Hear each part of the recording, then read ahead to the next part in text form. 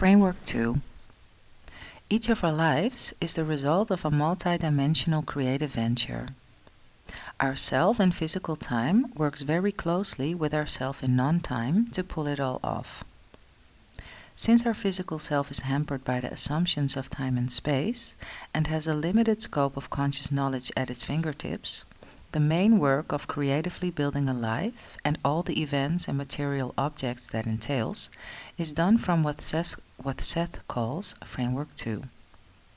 Framework 2 is a psychological medium, a place where our inner selves gather to do the work of keeping our reality in place.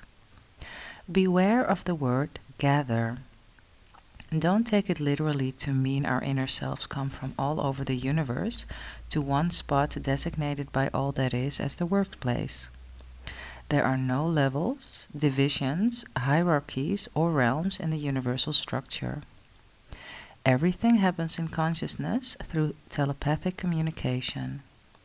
Of course, that last statement applies to our objectified world also.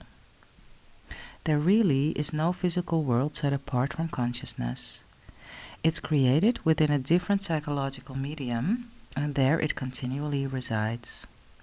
We translate the symbols of the medium into what seems to be a solid structure, but as Seth says, there really are no walls to our house. They, like everything else in physical reality, are only solid because our perceptive mechanisms insist on making them seem that way. This psychological medium, physical reality, Seth calls Framework 1. These framework designations are used for our benefit to help us grasp the bigger picture, but all areas of activity overlap each other in consciousness. In other words, Framework 1 and Framework 2 are in the same place, sharing the same space. However, from Framework 2's reality emerges physical reality. It is thought into existence by our collective inner selves based on instructions given them via our thoughts, attitudes, emotions, and imaginations. And since each individual is an indivisible part of a personal inner self, it's accurate to say we each have a hand in the materialization of physical reality. Because it is the source of our world, Framework 2 contains not only all the knowledge it takes to build and maintain a physical reality and its creatures, it holds the information of all past, present, and future events, and other activity outside physical reality's boundaries. The probabilities that we each have activated, or one day will experience, are already known as working models in Framework 2, as are the probabilities for every other consciousness that has or will exist on Earth. Thanks to our direct link to our inner self and our visits to Framework 2 in our dreams and those times when we're out of body, we know it intimately. There we select the events of our life after studying our options. Our inner self guides us in our selections, but we're the ones who call the shots. There is not a moment of experienced life in which we have not chosen to participate. Magnificence personified. Nothing is as cut and dried in the universe as what I've written so far makes it seem. According to Seth, our minds can't study the whole picture because we must go beyond words to do so. Intuition, he says, will fill in the gaps that words can't interpret if we will but relax with it. But one thing that words can convey is this: we are magnificent creations of all that is with tremendous power at our fingertips. As literal parts of it, we share its propensities, desires, and abilities, albeit in scaled-down versions. There is stunning purpose to our being. All that is wanted us. It loved us enough to give us life free of its own, yet still hold us within it. Along with the gift of existence came the ability to create. Everything in the universe creates the same way, whether it is all that is, our greater selves, other energy gestalts, or human beings. We, consciousness that we all are, do it through thought that eventually develops into psychological events. In the case of consciousness residing in a physical reality, those events may be interpreted as material objects, linear time experiences, dreams, or psychic events. Because telepathy is the mode of communication between and within consciousness, we are telepathic. Because consciousness units are clairvoyant and precognitive, so are we. Because each consciousness unit holds the history and knowledge of the universe, we're very well educated. Because consciousness is endowed with unpredictability, we have free will. Because consciousness creates every probability it can possibly experience, we are surrounded by potential unlimited. Because consciousness creates the camouflage of linear time, consciousness can choose to rethink its position and instead use the present as its continual point of power. We are actors in a vast drama where the main actions occur outside our world. We can only sense the greater story from our perch in physicality, but realizing the activity that goes on within Framework 2 gives us a broader understanding of daily life. For knowing what we do, can we possibly believe that an event can happen to us that doesn't have intent and meaning behind it? Why else would it have materialized into our reality? Can we really believe there is no purpose to the unfolding of our lives? And can we see the great creativity at play that hands us carte blanche, the means to build our lives as different from other people's as we choose, with no lockstep needed or wanted? Consciousness is imbued with the desire to create, and that's what we do every moment of our lives. We can no more not create than the day not dawn. We do it unconsciously, consistently. The key to getting what we want out of life is, of course, to learn how to consciously create what we desire as individuals and as a world community. Exploring conscious creation. Conscious creation, a term I coined in Beyond the Winning Streak, is learning that consciousness is the building material from which we, little gods that we are, create terror and tragedy, just as it's the building material from which we create love sonnets and loving relationships. It's also learning that we can mold consciousness into whatever we choose. It does us the honor of becoming exactly what we will allow it to be. Meshing the concepts of consciousness, simultaneous time, probabilities, the inner self, and the creative aspects of thought establishes the power platform of conscious creation. They are what, viewed as a whole, help us move toward the complete reorientation that will lead us into a clearer, more accurate understanding of physical reality and our participation in it. The power platform shows us the incredible flexibility of time, space, and matter, and points the way to successful lives based on conscious choice.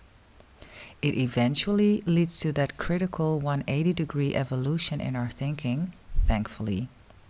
So for the rest of 10,000 Whispers, we'll explore conscious creation in all of its glory, paying close attention to how and why an event is manifested, consciously or unconsciously.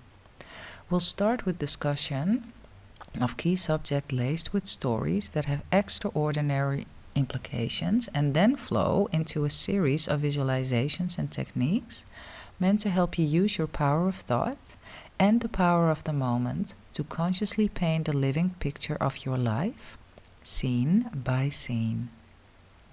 As we mix and match our way through this fascinating subject, watch how your thinking changes. Keep an inner finger on the evolution of your beliefs, because as your beliefs change, so do you. By the time you reach the last page, you'll be fully prepared to look life in the eye on your terms, tell it who's boss, and move into your future with new assurance.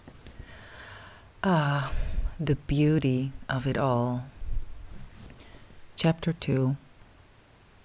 You are far more than the conscious mind, and the self, which you do not admit, is the portion that only ensures your own physical survival in the physical universe which it has made, but which is also the connective between yourself and inner reality.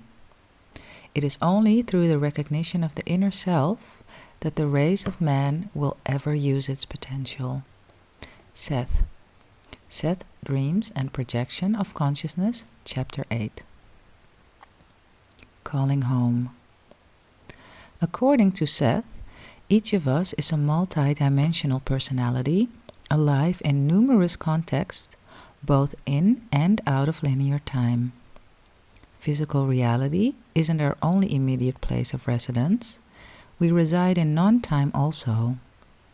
When we're in the dream state, for instance, we're literally outside time and space, pursuing our learning with the same fervor as when we're supposedly awake. We're also in non-time about 50% of the time we think we're really in physical reality. It seems we, hold on to your metaphysical hats, blink on and off constantly, spending some of the off time with our inner selves in Framework 2, deciding which probabilities to pursue in the next moment and beyond. Since there is only the spacious present, all of our past, future, and reincarnational selves are as alive as we are today, experiencing their physical realities as clearly and as focused as ours is to us. So are all the probable selves we can ever become. Most of them live full and complete lives of their own, experiencing what we choose not to, or us experiencing what they choose not to, depending on how you look at it. What ties us all together? The fact that we are of the same consciousness, facets of our shared greater self, feeding individual experience into the whole for contemplation and understanding. Most of the subject of our multidimensionality has nothing to do with conscious creation, and therefore won't be discussed. Seth does a magnificent and extensive job of it in his books, and hearing it directly from the maestro of metaphysics is quite an experience. But there are several important issues that have everything to do with conscious creation and can only be understood if the self is seen as extending beyond physical boundaries. These issues include the conscious activation of probable selves, event selections made in Framework 2, and our communication with our inner selves through the inner senses. The last one is the primary subject of this chapter, and the other two will be covered later. First, remember that the units of consciousness, CUs, that form our inner selves, and us by extension, are both outside and inside physical reality at the same time. In fact, it's the CU's dual residency that allows us to be multidimensional. Since CUs communicate with each other constantly, no matter whether their address is planet Earth or general delivery, the universe, logically it must mean there is a vehicle established to facilitate that back and forth communication. Ideas and perceptions do not flow through the air on gossamer wings or on twinkling puffs of angel breath. They travel a definite route established way back when, and still in excellent operating order. As discussed in Chapter 1, that route is via the inner senses. All needed material is delivered to the outer world from the inner world through the inner senses. Any information that reaches our conscious and subconscious mind from our inner self flows over the byways of the inner senses. It is through the inner senses that we experience intuition, impulses, inspiration, guidance, visions, the inner voice, etc. And even the more robust manifestations of communication, such as channeling and automatic writing. Why are the inner senses important to conscious creation? because they carry the voice of our inner self. Through the inner senses, we get feedback on what objectives to pursue in life, where we stand with the creation of those objectives, and assistance in reaching them. The universe has created a way for us to be handed information of any sort when it's needed, wanted, or thought to be helpful. But it takes a belief that the inner senses are real before we can consciously utilize the great storehouse of knowledge and assistance that flows through them into our minds and lives. The best news we can know as human beings, seemingly cut off from our source, is that we're not. Each of us is in constant touch with our inner self through the inner senses, whether we believe it or not. In fact, it's just that, our belief or non-belief, that allows the communication to flow either unimpeded or blocked from them to us. The information we transmit to them has no barrier. It follows our thoughts, emotions, and focus, and they pick it up loud and clear. Through the inner senses, our inner self prods us to enter the singing contest and gives us the encouragement we need to see it through. It suggests we phone the landlord of the building next door about the for rent sign, and then helps us create the money to pay for our new apartment. It guides us into probability where we lock eyes with a stranger destined to become the love of our life. So, the little deers, the inner senses, should be cultivated by us, patted and petted and fed bonbons. They are very, very important because if we don't accept them as real, they fade into the background of conscious thought, taking along with them our abilities to consciously hear our inner self's guidance. Ties that bind. Perhaps the very first desire that people new to metaphysics feel is a wish to experience some form of direct knowing contact with the universe. Since metaphysics is a broad term with as many points of view as people, there is no specifically named presence to engage in conversation. Some use terminology such as higher self, whole self, higher power, goddess, universal light, etc. It doesn't matter one whit what name is applied to our source. Our requests do not fall on deaf cosmic ears because we choose an improper salutation. In this free-for-all called metaphysics, it is our universe bestowed right to build a thought system or set of beliefs around any subject of choice, and that includes our method of communicating with our inner self. If we read of someone who meditates for 2 hours a day and has great success in accomplishing his or her goal, whatever it may be, then we may think he or she has found the answer. But next week we read of another person who swears the only way to contact a higher self is to face north, burn incense, and chant monosyllables for 20 minutes every other day, and we wonder if maybe that's the answer.